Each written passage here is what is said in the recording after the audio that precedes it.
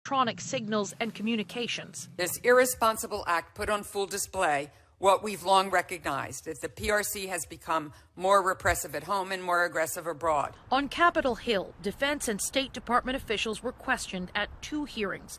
The sense of urgency heightened in light of fresh U.S. allegations the balloon was part of a larger Chinese fleet spying on more than 40 countries in recent years. You guys have to help me understand why this baby wasn't taken out long before. Officials say public safety is one reason they allowed the balloon to travel over Alaska, through Canada, and across the continental U.S. The risk of Chinese intelligence collection was deemed to be low to moderate, while the risk to U.S. personnel on the ground was assessed at moderate to significant. Another reason, they say, Alaska's terrain is too rugged and it would be too difficult to recover debris. A key part of the calculus for this operation was the ability to salvage, understand, and exploit the capabilities of the high-altitude balloon. The explanations failed to satisfy most Republicans, particularly the senator from Alaska, who argued that because it wasn't shot down right away, this episode makes her state look vulnerable to enemies. As an Alaskan,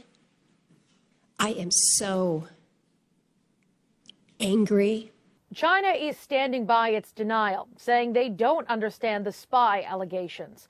The U.S. is now considering taking action against Chinese government-linked companies involved in the balloon program. Katie Simpson, CBC News, Washington. Police have issued a Canada-wide warrant for a teenager in connection to that unusual theft at a Toronto area mall.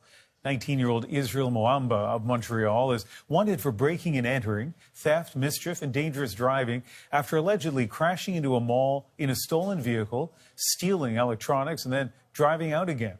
Police are still working to identify the second suspect. A decades-old cold case was solved years ago, according to police in Windsor, Ontario. The murderer discovered in 2019. So why is the public only finding out now? Thomas Dagla looks for answers. After 52 years of questions about who killed 6-year-old Ljubica Topic, yeah, I do recall her.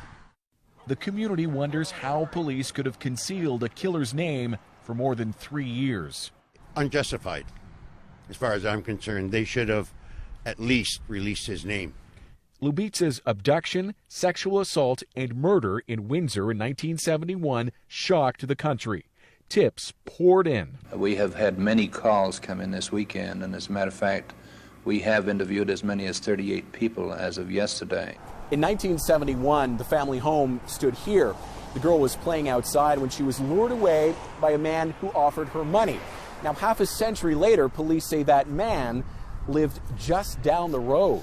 Investigators say DNA evidence identified Frank Arthur Hall as the killer in 2019, but they wouldn't publicly name him because Hall died that same year and couldn't be charged. I thought this day was never going to come. How many other people has he affected through the years of his life? 22 years old at the time of the murder, Hall lived less than a 2-minute drive from the Topic family. We continue to look at past investigations and now have his name out to the public. Hall later lived in Edmonton, and police there tell CBC News they assisted in the Windsor investigation.